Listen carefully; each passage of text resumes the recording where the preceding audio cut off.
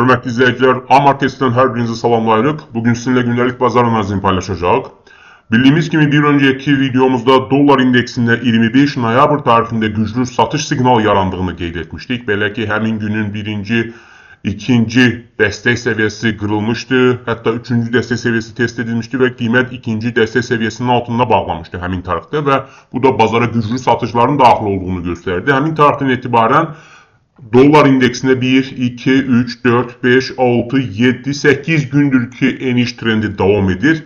Ve bugün içerisinde de eğer dolar indeksi bugünün birinci müqavimət seviyesi olan 98.814 seviyesini kırıp onun üzerinde bağlanmazsa, yani birinci müqavimət seviyesini kırıp onun üzerinde bağlanmazsa, biz hələlik dolar indeksinde aşağı yönlü enişin devam edeceğini qeyd edə bilərik.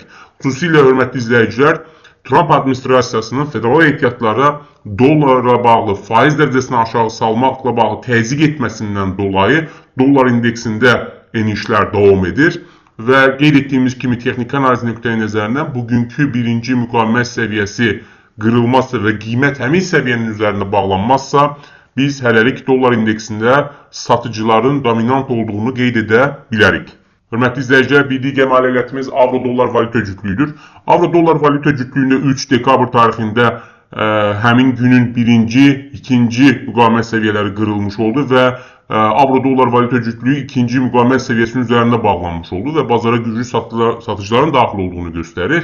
Və 4 dekabrda da avro-dollar valyuta cütlüyü həmin günün birinci dəstək səviyyəsinin üzərində ticarət edilib və bugün içərisində də bugünün birinci dəstək səviyyəsi olan 1.16299 səviyyəsi qırılıb qiymət həmin səviyyənin altına bağlanmazsa, biz hələlik avro-dollar valyuta cütlüyündə yüksəlişin davam edəcəyini söyləyə bilərik. Hörmətli izləyicilər, bir digər maliyyətimiz GBP-USD valyuta cütlüyüdür. GBP-USD valyuta cütlüyündə də 25 noyabr tarixində güclü alış siqnalı yaranmışdı. Belə ki, funt həmin günün 3-cü müqavimət səviyyəsini qırmışdı və həmin səviyyənin üzərində bağlanmışdı.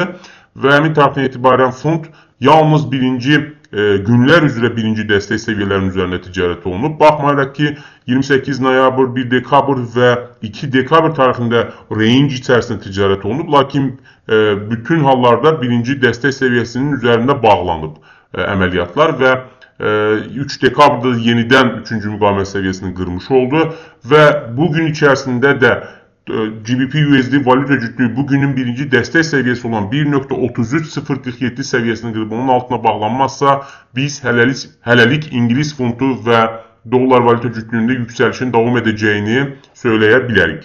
Hörmətli izləyicilər, bir digər maliyyətimiz qızıldır. Qızılda 24 noyabrda yaranan güclü alış siqnalı 1, 2, 3, 4, 5 gün davam etmiş oldu. Lakin 2 dekabr tarixində qızıldakı alış siqnalı artıq həmin günün birinci dəstək səviyyəsini test etmiş oldu. Yenə də qiymət həmin səviyyənin üzərində bağlansa da, diqqət etirsəniz artıq 2 dekabrdan etibarən dolar indeksində bir range ticarəti müşahidə olunur. 3 dekabrda da dolar indeksi birinci müqavimət və birinci dəstək səviyyəsinin arasında ticarət olunub. Həmçinin 4 dekabrda da birinci müqavimət və birinci dəstək səviyyəsinin arasında ticarət olunub qızıl və bugün içərisində əgər qızıl bugünün birinci müqavimət səviyyəsi olan 4226 dollar səviyyəsi qırılıb həmin səviyyənin üzərində qiymət bağlanarsa, biz dollarda alışın davam edəcəyini söyləyə bilərik. Əks təqdirdə yenə də birinci müqavimət və birinci dəstək səviyyəsinin arasında ticarət olunarsa, bu hələlik qızılda range ticarətinin davam edəcəyini göstərən amildir. Hörmətli izləyicilər, bir digər maliyyətimiz S&P 500 indeksidir. S&P 500 indeksində 2 dekabrdan etibarən bir range ticarəti müşahidə olunur. Belə ki, S&P 500 indeksi nə birinci müqavimət səviyyəsinin üzərində bağlanıb, nə də birinci dəstək səviyyəsinin altında ticarət olunub.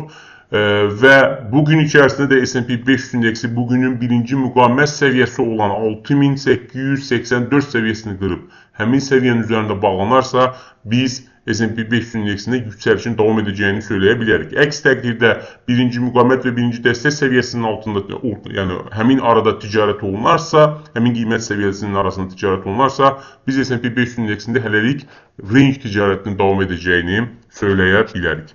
Hörmətli izləyicilər, gün ərzində sizə çatdıracağımız xəbərlər bu qədər. Sizə uğurlu ticarət arzulayırıq. Sağ olun.